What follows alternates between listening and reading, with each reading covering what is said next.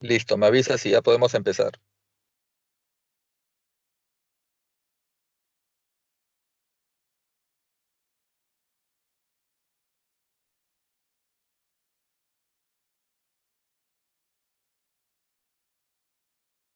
Doctor, ya puede comenzar ya.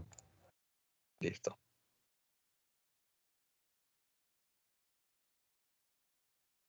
Bien, jóvenes, vamos a hacer un recuento ahora de lo que son los virus que afectan la parte respiratoria. La siguiente, por favor. Y vamos a empezar con la familia de los virus, que son los ortobixovirus, que son los virus influenza, que producen la enfermedad que todos conocemos como gripe. Ojo, no se confundan gripe con resfrío común, son cosas distintas, son diferentes virus. Los virus de influenza producen una enfermedad conocida como gripe y que son tres, la influenza A, el B y el C. La siguiente, por favor.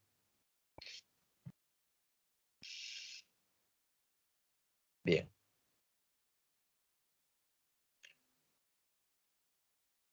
Estos virus son de tres tipos, A, B y C, de acuerdo a las características de su proteína de la nucleocápside.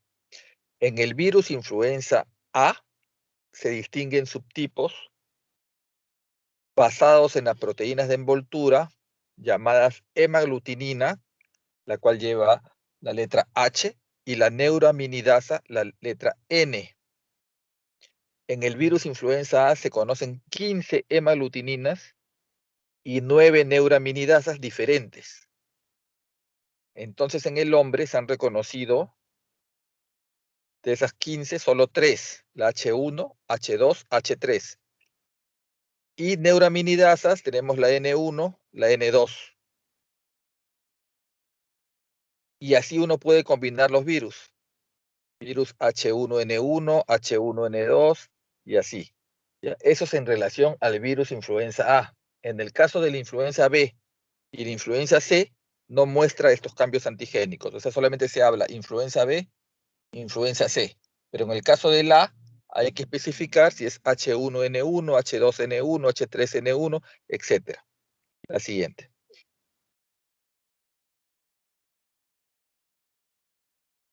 El virus tiene forma esférica, son virus de tamaño mediano, entre 100 a 200 nanómetros de diámetro. Su genoma es un ácido ribonucleico, o sea, son virus ARN de una sola cadena. Poseen envoltura con proyecciones en su superficie externa, del cual el 80% de ellas son hemaglutinina y 20% neuraminidasa. También tienen una enzima ARN polimerasa. Tienen una envoltura lipídica y hay una capa de proteína llamada matrix. La siguiente.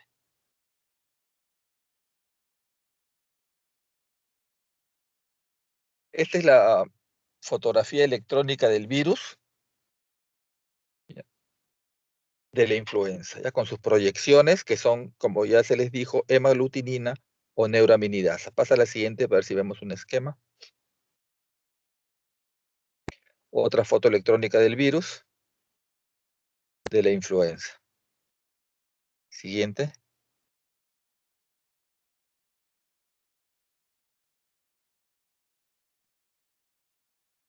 Bien. Como les decía, su genoma está constituido por una capa simple de ácido ribonucleico.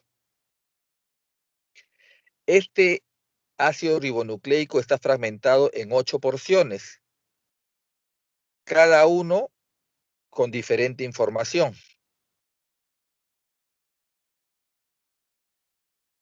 Y su genoma está dentro de una envoltura de lipoproteína. Cuando un huésped infectado por 2 cepas del virus de la gripe puede, en una combinación de estos fragmentos, dar lugar a una nueva cepa del virus. La siguiente, vamos a explicarlo mejor en la siguiente lámina.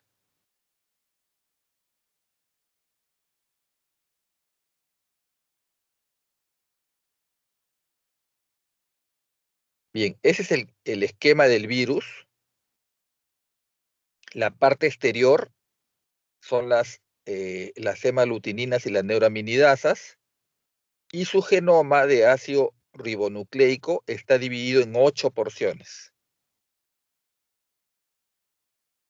La siguiente.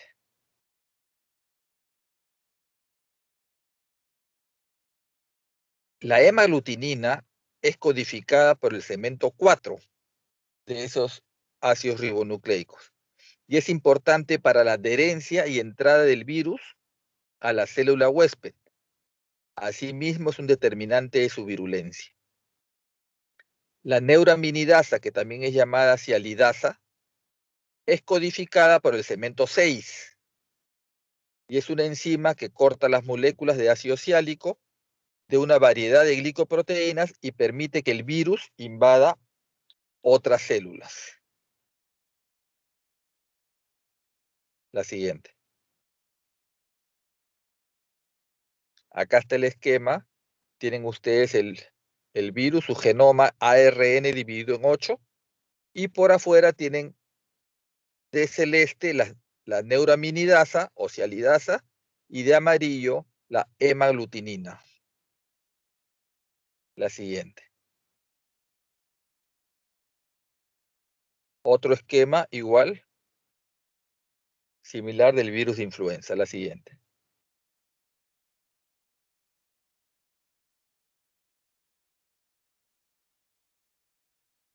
En este esquema se puede ver cómo en su genoma el ARN, en su fragmento número 4, va a codificar la hemaglutinina y en el fragmento número 6, la neuraminidasa. La siguiente.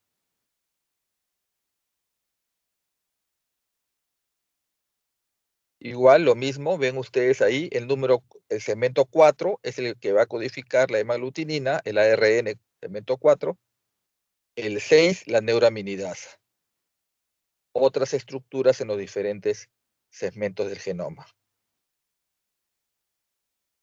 Siguiente.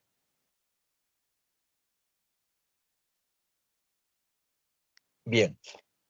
¿Qué pasa con el virus influenza y eso sucede? Si entendemos acá en el virus influenza, vamos a entender lo que sucede en otros virus respiratorios. La capacidad de los virus de la gripe para producir epidemias deriva de su facilidad para sufrir variaciones en las proteínas hemaglutinina y neuraminidasa, y estas variaciones pueden ser de dos tipos. La siguiente. Primero, lo que se conoce como deriva antigénica. Son variaciones menores que se producen por mutaciones puntuales en los genes que codifican las proteínas H y N. Estas variaciones menores afectan a los virus A y B, y es la razón de que las personas enfermen de gripe más de una vez en la vida, ya que los anticuerpos no son eficaces para dar protección ante una nueva infección por un virus que ha sufrido estas desviaciones. La consecuencia de estas variaciones menores que se llaman deriva antigénica es que la vacuna antigripal debe ser modificada anualmente, adaptándola a las cepas que se cree circularán en cada temporada. Normalmente en nuestro país nos mandan la vacuna de influenza según la cepa que ha circulado en Europa. Si en Europa circuló la H1N1, esa es la cepa que nos mandan, la vacuna que nos mandan para colocar en Sudamérica. La siguiente.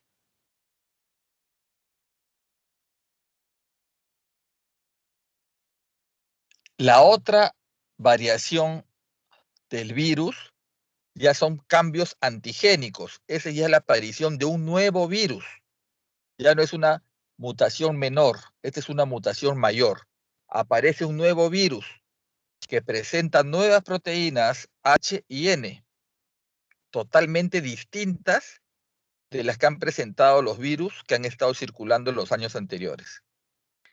Puede producirse un intercambio genético entre los virus humanos y animales, que puede hacer que estos virus nuevos para el hombre sean capaces además de transmitirse de una persona a otra.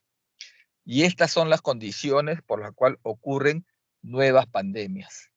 Normalmente nosotros sabemos que la influenza cada 10 o cada 20 años va a dar lugar a nuevas pandemias. Estoy hablando de la influenza, que ya hemos vivido. ¿Ya? La siguiente. Vean ustedes cómo se producen estos nuevos virus. Tienen ustedes ahí un virus. El ave de arriba es una codorniz que tiene H9N2, hemaglutinina 9, neuraminidasa 2. Tienen abajo, tienen un ganso que es H5N1. Y más abajo un pájaro carpintero, H6N1. Estos virus se combinan, y por ejemplo ahí apareció un nuevo virus que es el H5N1, que dio lugar a una pandemia que se conoció como gripe aviar. ¿Qué año? 1997. Ese nuevo virus tenía componente de las 3 aves. Por lo tanto, ya se comportaba con un nuevo virus. Ese ave, digamos, salvaje, por decir el término, contamina con ese nuevo virus a una ave doméstica y este ave doméstica va a transmitir el virus al ser humano. ¿Dónde ocurrió esto? En China, para variar. El nuevo virus H5N1 que se llamó gripe aviar. Gripe aviar. Así aparece la influenza, se combina y es un nuevo virus que va a dar lugar a pandemias. La siguiente. Entonces acá está en síntesis lo que fue la gripe aviar H5N1 y lo que está acá escrito vale para los demás virus respiratorios como la pandemia que estamos viviendo ahora, ¿no? A causa de la elevada densidad de población y la proximidad entre las personas, cerdos, pollos, patos que se da en China, se cree que este país constituye el caldo de cultivo de los nuevos virus reorganizados y la fuente de muchas cepas pandémicas del virus de la gripe. Este cuadrito que está acá está escrito antes de que ocurriera la pandemia del coronavirus. Así que dije, lo dejo acá para esta clase. Y eso es cuando ocurrió la gripe aviar. La siguiente. Bien, entonces vamos a la epidemiología del virus. Cada cierto número de años ocurre un cambio por recombinación de los genes del virus, lo que acabamos de ver en las imágenes, y se traduce epidemiológicamente en una pandemia. Las pandemias se caracterizan por un aumento significativo de la severidad de la infección. En los últimos 100 años han ocurrido al menos 5 cambios de subtipo de influenza A que han causado pandemias. Pásate al siguiente cuadro. Entonces ahí tenemos, por ejemplo, en el año 1889 fue una pandemia por el virus influenza A H2N2. En 1918, que se conoció como la gripe española, 20 millones de muertos por un virus influenza A H1N1. En 1957 reaparece el H2N2, que se conoció como gripe asiática. En el año 68 tenemos el H3N2, gripe de Hong Kong. En el año 76, el H1N1, y luego tenemos la pandemia por la gripe aviar, la que le mencioné en la anterior lámina, y la última pandemia de influenza fue la llamada gripe porcina, entre comillas. La siguiente. Pásate la siguiente. Acá está lo mismo, ¿no? Lo mismo con cómo se transmitían los virus en las diferentes pandemias. Gripe española, 20 millones de muertos. Gripe asiática, gripe de Hong Kong, y así. La siguiente. Bien. Desde entonces circulan en la comunidad los subtipos H1N1 y H3N2, con variaciones anuales en la predominancia de cada una. Entre los años pandémicos existen periodos en que el virus causa anualmente brotes epidémicos más limitados. La siguiente. Bueno, así como hemos tenido gripe aviar o gripe porcina, podremos tener en algunos años una gripe con componente del virus, por ejemplo, de un caballo mezclado con ave y con cerdo, pero como predomina más porciones del caballo, se da la gripe equina, o de repente de la ballena o de la foca. O sea, ¿hay posibilidades de que aparezcan nuevos virus de influenza? Sí, por supuesto. ¿Estos pueden ocasionar pandemias? Sí, por supuesto. La siguiente. Entonces tenemos que estar preparados para eso. La última pandemia que tuvimos fue en el año 2009, pandemia de gripe. Fue por un virus influenza A, H1N1, a la que se le llamó gripe porcina. El origen de la infección fue una variante de la cepa H1N1 con material genético proveniente de aves, dos cepas porcinas, de ahí derivó su nombre de gripe porcina, y una humana que sufrió una mutación y dio un salto entre especies, de los cerdos a los humanos. En el año 2009, en el mundo se llegó a presentar, o sea, apenas digo, comparando con la pandemia que tenemos ahora, 257.000 casos, con muertes de 3.000 personas. En el Perú se reportaron alrededor de 7.000 casos, con alrededor de 100 muertos. Y estamos hablando de una pandemia. La siguiente. Así como esta foto no es de ahora, esta foto es de 2009, cuando vino la pandemia de la gripe porcina. La gente empezó a usar mascarillas para evitar el contagio.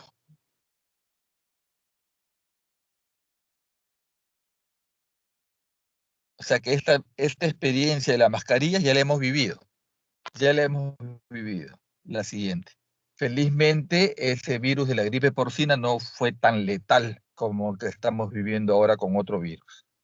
¿Cómo se transmite el virus de influenza? Esto lo voy a pasar rápido, porque como cualquier virus respiratorio como el actual, ya ustedes son expertos en eso. Por vía aérea, al estornudar, toser, hablar, contacto con manos o artículos contaminados con secreciones respiratorias. Gran contagiosidad. Periodo de incubación del virus, 1 a 3 días.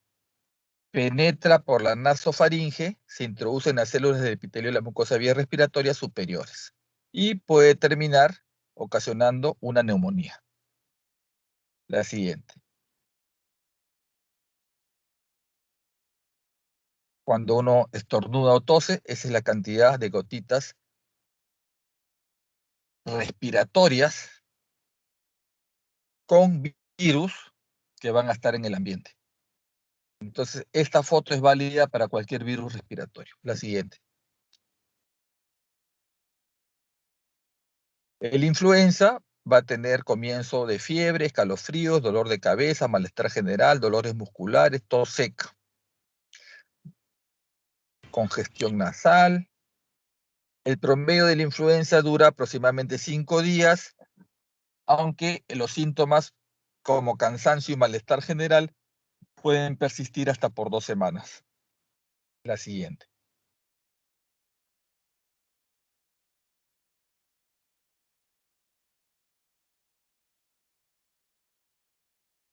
Esta lámina es para diferenciar lo que es un resfrío común de una gripe. En la gripe vas a tener fiebre alta, los síntomas que hemos descrito.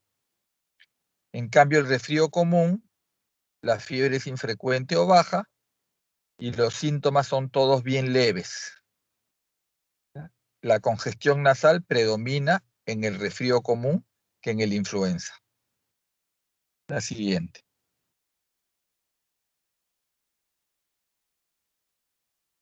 Bueno, en la foto clásica de la gripe, la siguiente.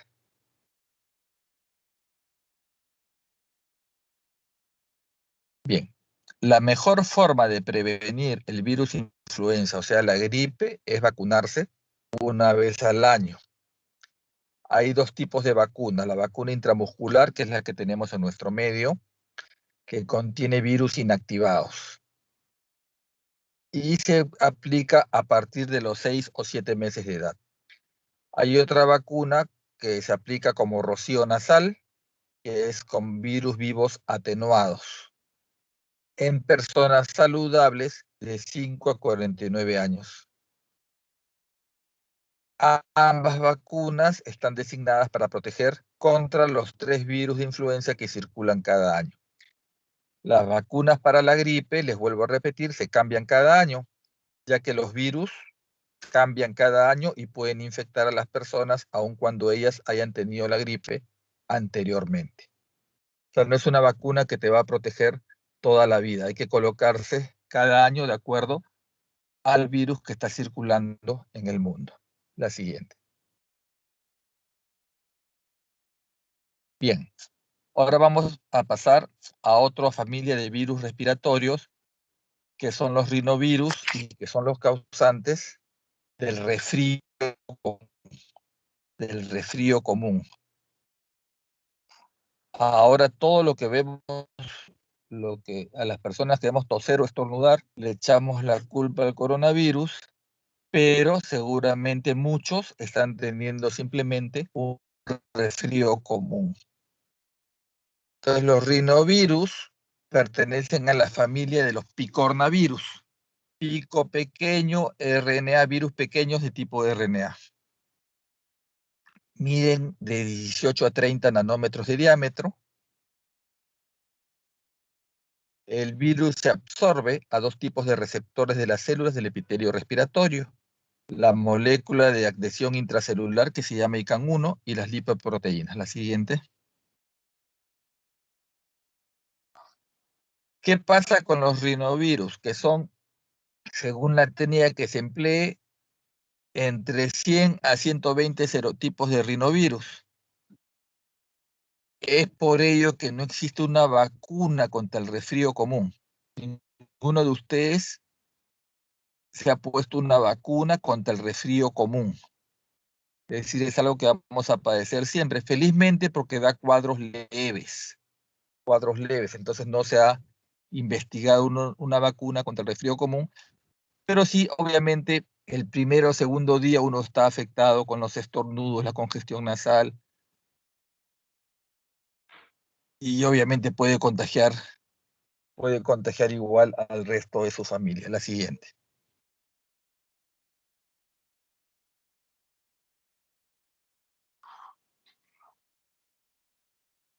Pásame la siguiente, Juan Pablo. Bien, el resfrío común, distribución mundial, se presenta todo el año, aumenta en primavera y otoño.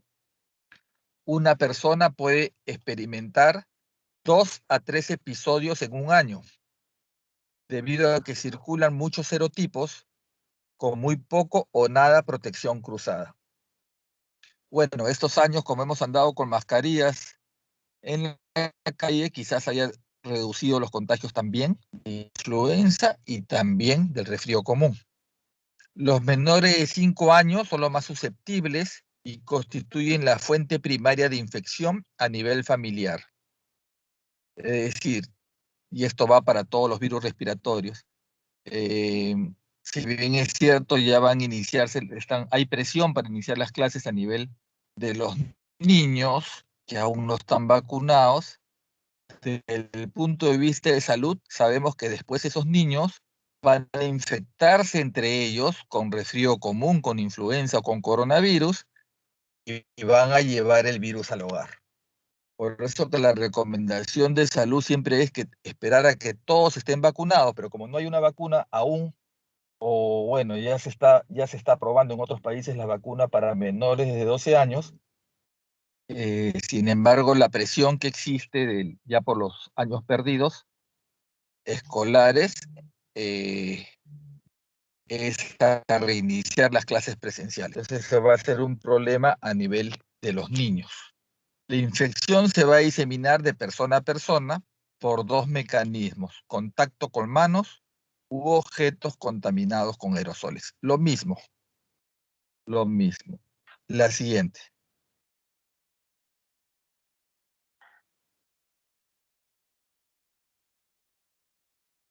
El periodo de incubación, 1 a 4 días, y se va a caracterizar estornudos, obstrucción y secreción nasal, dolor faríngeo y algunos otros síntomas más leves que la influenza, cefalea, tos, malestar general, pero mucho más leves.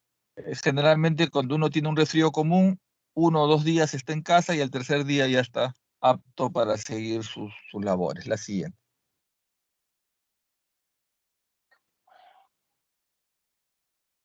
Bueno, la clásica, cuando uno está con su resfrío común. La siguiente.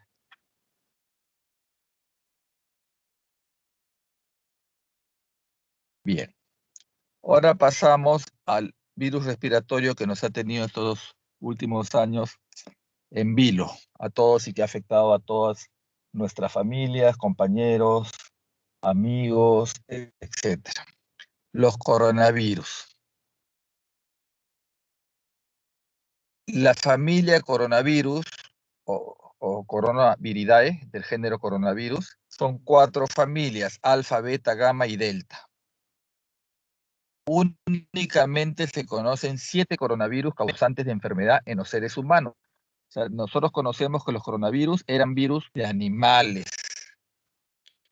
Son virus ARN de una sola cadena, con una envoltura con largas espículas que cuando se ve al microscopio electrónico se ve como forma de corona, por eso que lleva el nombre de coronavirus, ¿no? Como una corona solar. Tiene un tamaño mediano de 60 a 220 nanómetros. La siguiente.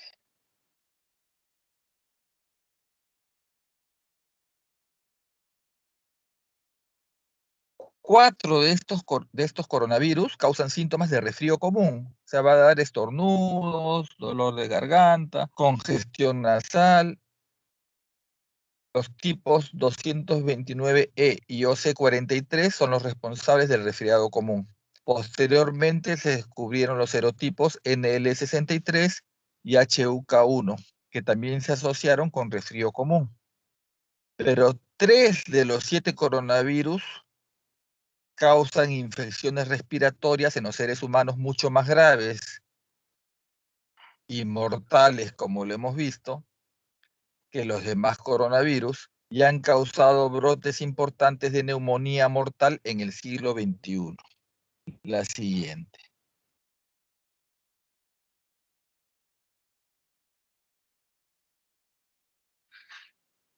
Pasa a la siguiente lámina, Juan Pablo. Bien.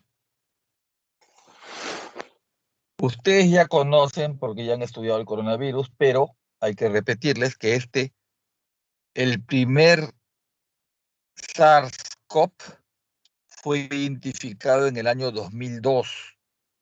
O sea que ya el mundo tenía conocimiento del virus SARS-CoV.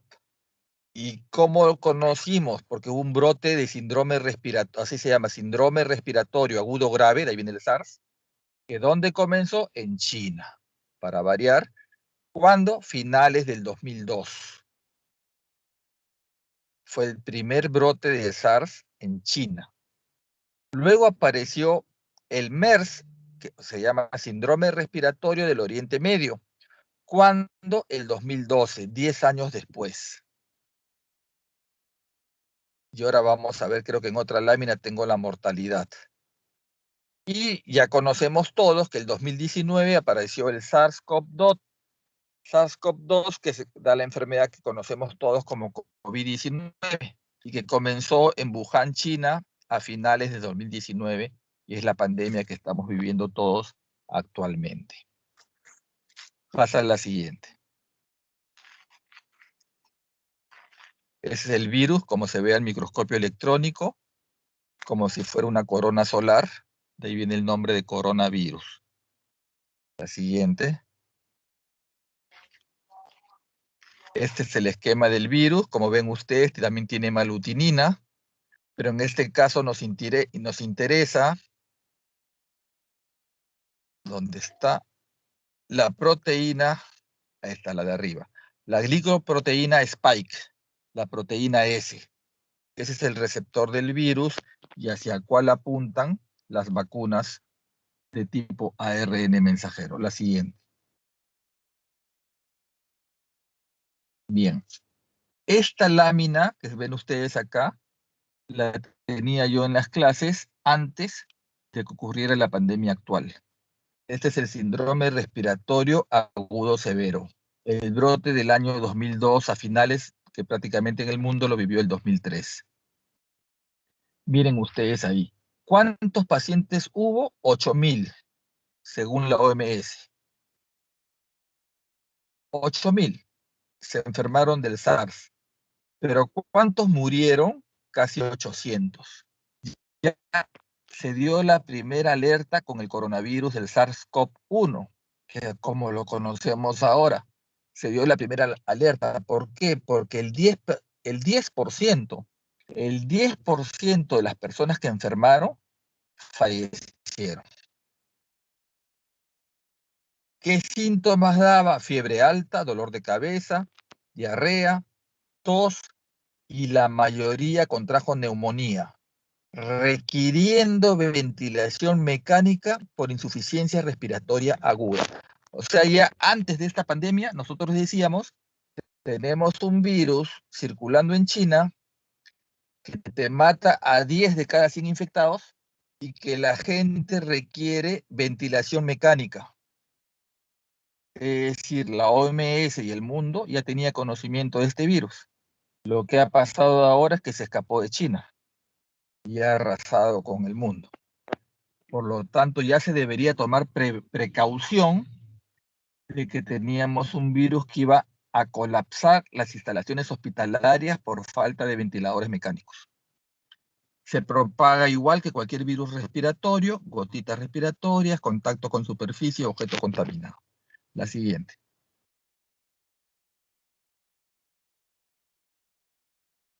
El 2002 avisó.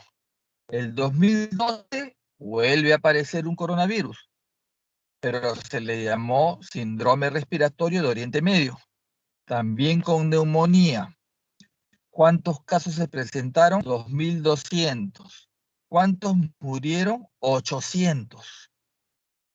35% de mortalidad en 27 países, por eso que fue una pandemia, ¿no? Por la cantidad de países que toma. ¿De dónde partió el virus? De dromedarios y murciélagos. Felizmente tuvo baja transmisión de persona a persona. Por eso que se quedó en 2.200 casos. Segundo aviso mundial de que los coronavirus podían darnos una pandemia con alto grado de mortalidad. Con alto grado de mortalidad. ¿Y qué ha pasado? Sencillamente que el virus mutó, se hizo más contagioso entre seres humanos y ahora estamos viviendo lo que ya nos habían alertado desde el año 2002. La siguiente. Bueno, y ahora tenemos este virus, el SARS-CoV-2, un nuevo tipo de coronavirus que se detectó por primera vez en diciembre de 2019 en la ciudad de Wuhan, provincia de Hubei, en China. ya nosotros hemos visto que la mayor parte de personas, 80%, produce o son asintomáticos o son síntomas leves respiratorios, como un resfrío. El virus se conoce como coronavirus SARS-CoV-2 y la enfermedad que causa se denomina COVID-19. La siguiente.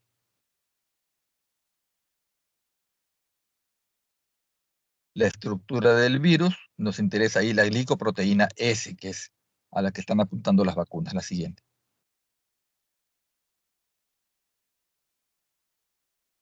Bien, ya conocemos que el virus entra a las células a través de su proteína de superficie, la glicoproteína S, con un receptor que es la enzima convertidora de angiotensina 2.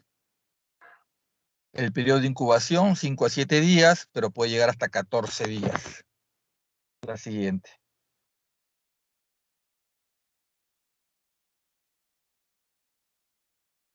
Bien, estas será de hace menos de 3 días, la actualización de cifras. Se habla de 250 millones de casos, 5 millones de muertos a nivel mundial. Y a nivel mundial está vacunada la mitad de la población ya, felizmente, con una dosis por lo menos, y 40% de la población mundial ya con 2 dosis con estas vacunas de emergencia. En el Perú, ya ustedes conocen, aunque las cifras son discutibles, se habla de 2 millones de infectados, quizás sea más, porque no todo el mundo se ha hecho prueba. Recordemos que en el primer año de pandemia hemos estado haciendo esa prueba rápida, que es una prueba que mide anticuerpos, y que seguramente dio muchos falsos negativos, porque para dosar anticuerpos requieres un periodo de tiempo para que tu organismo produzca los anticuerpos. Eso lo vamos a ver en el capítulo de inmunología. Probablemente las cifras se hablan que no sea 2 millones, sino 4 o 6 millones de personas infectadas.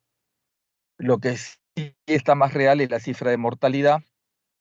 Se habla en el Perú de 200.000 muertos y que eso es más fácil de sacar con el registro de defunciones, ¿no? ¿Cuánto varió del 2000, digamos, 18, 2017, cómo es la curva de mortalidad, y ver cuánto aumentó en los periodos de pandemia? Entonces ahí las cifras son difíciles, ¿no? Son difíciles de decir. Ya conocen ustedes las estadísticas, cómo se han llevado. A cada rato se están actualizando cifras o sincerando, como usan el término, ¿no?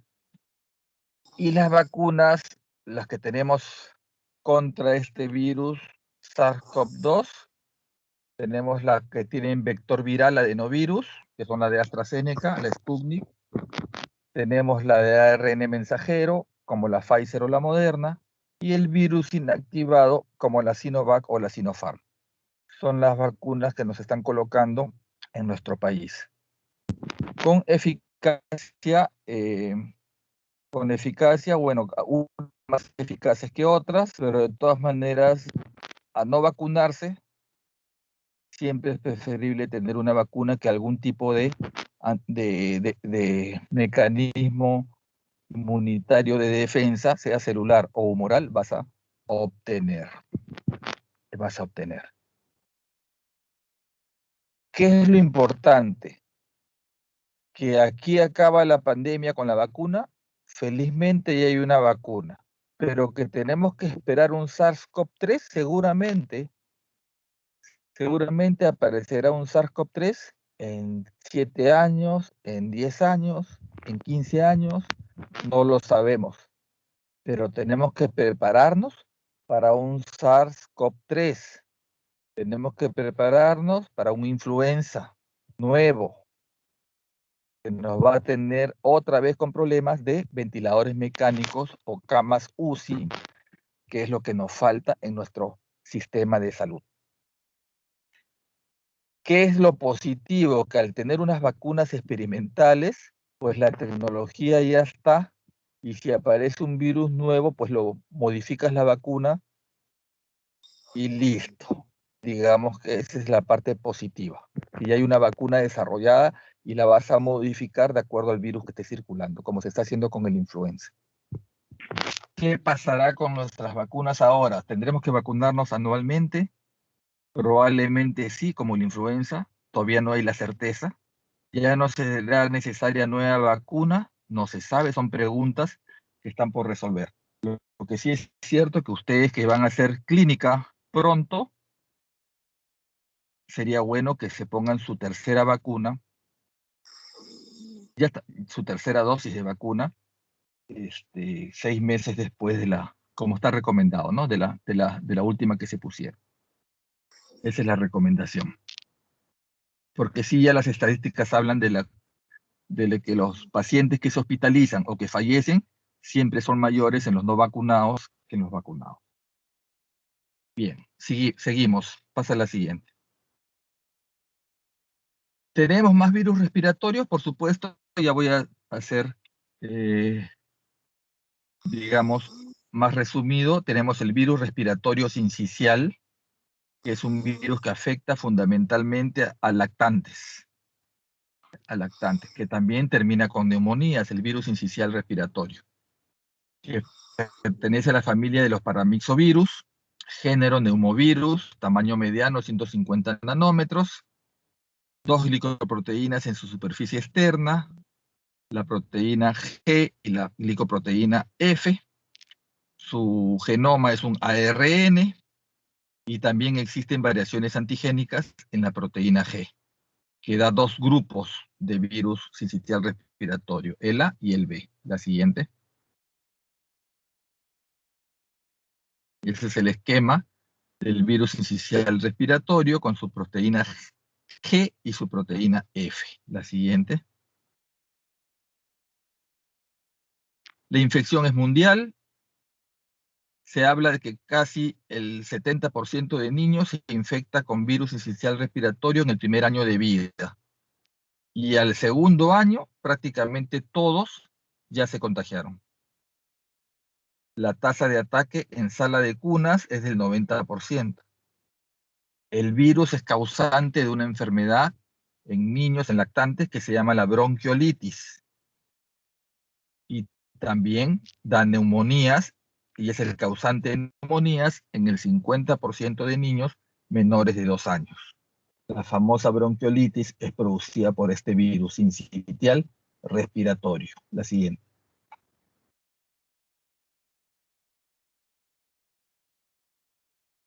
Bien. No hay vacuna contra la bronquiolitis, ¿ya? No hay vacuna contra el virus sincicial respiratorio, por lo menos vacuna comercial. Otro virus respiratorio es el virus parainfluenza, que parainfluenza significa que se semeja a la influenza y pertenece a esa familia paramyxovirus para diferenciarlo de los ortomyxovirus, que son los influenza. En este caso, los virus parainfluenza también son ARN con 2 glicoproteínas,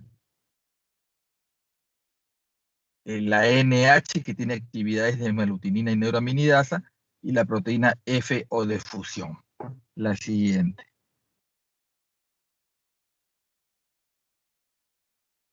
Esa es la imagen del virus para influenza. La siguiente.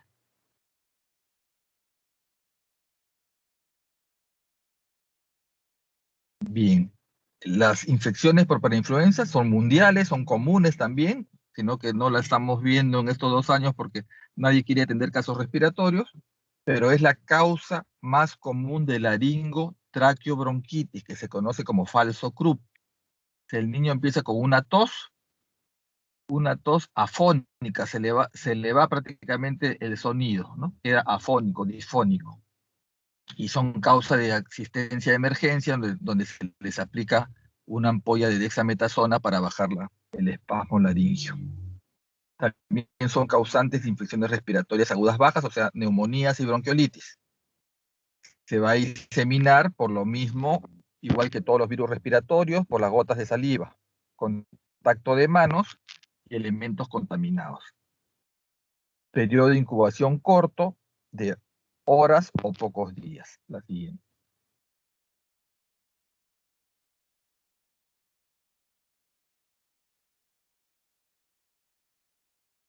Pasa a la siguiente, Juan Pablo.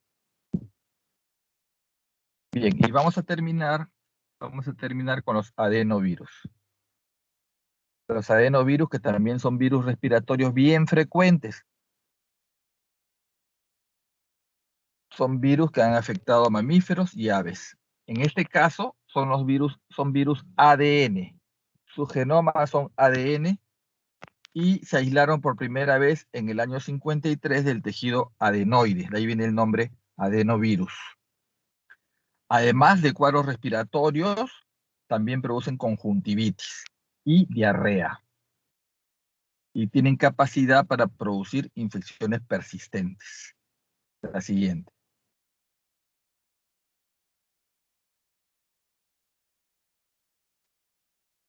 Tiene forma icosaédrica de 20 lados y 12 vértices, tamaño de 70 nanómetros.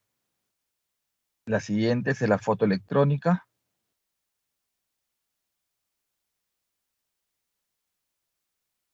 Este es el esquema del adenovirus. Recuerden que el genoma es ADN, ya no es ARN. La siguiente.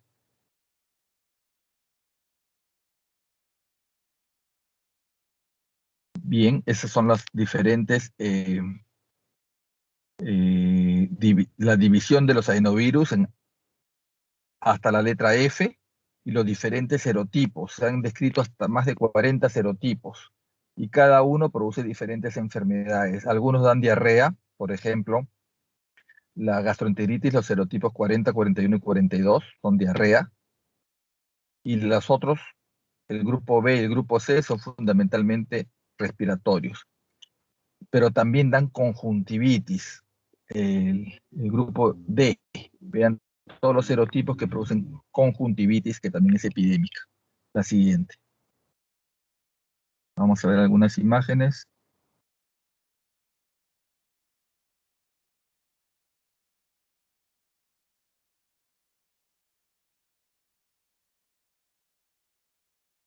Bueno, va a haber infecciones respiratorias responsables del 10% de infecciones respiratorias agudas en niños y en adultos jóvenes. Y da desde faringitis, rinofaringitis, amigdalitis, bronquitis y hasta neumonías. La siguiente.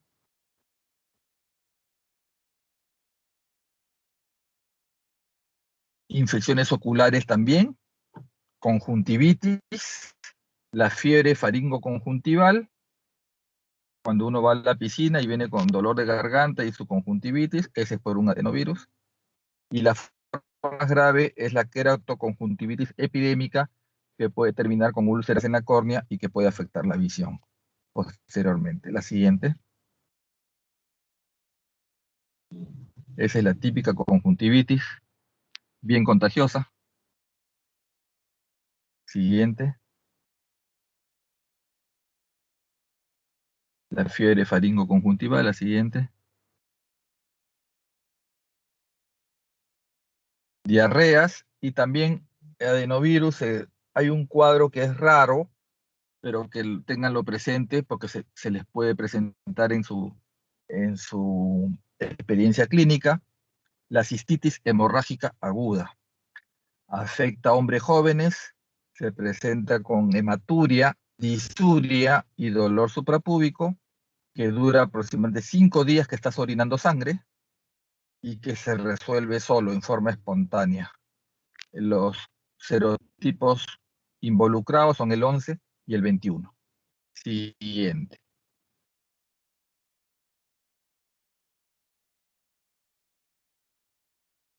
Y ahí termina. Ahí termina, Juan Pablo. Perfecto.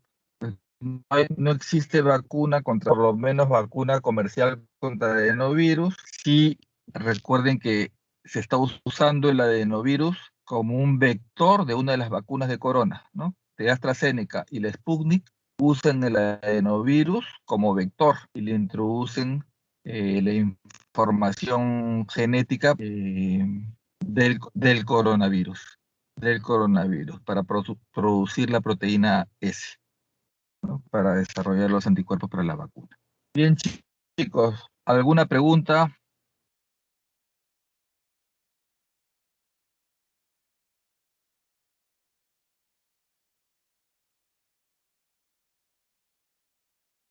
¿Alguna No, doctor, pregunta? gracias. Ok, no hay preguntas. Recuerden siempre que los virus respiratorios tienen la misma forma de transmisión,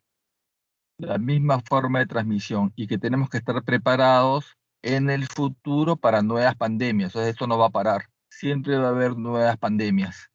Entonces, si ustedes llegan a tener algún cargo en el Ministerio de Salud o de Salud, por favor, hagan camas UCI, ventilación mecánica, formen intensivistas. O sea, el Estado, hablo en general, no voy a politizar, politizar mi elocución, pero el Estado no solo es poner más ventiladores y más camas UCI. Me imagino que deben haber aumentado las vacantes de residencia para intensivistas, porque si no aumentas las vacantes de residencia para intensivistas, por gusto tienes más ventiladores mecánicos, porque no hay quien sepa manejarlos.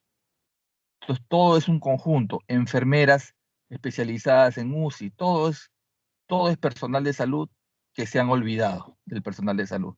Todo han hecho más camas UCI, más ventiladores, pero ¿quién los ve ahora? ¿Quién ve a los pacientes coronavirus? Los anestesiólogos, los emergencistas, los médicos internistas. O sea, nos hemos tenido que meter a cuidados intensivos, a manejar coronavirus.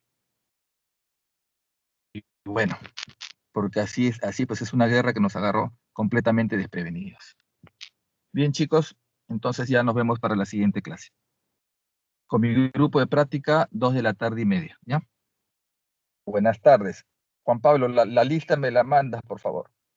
Ya, está bien, doctor. Ok. Compañeros, se retiren, voy a esperar el listo un momentito.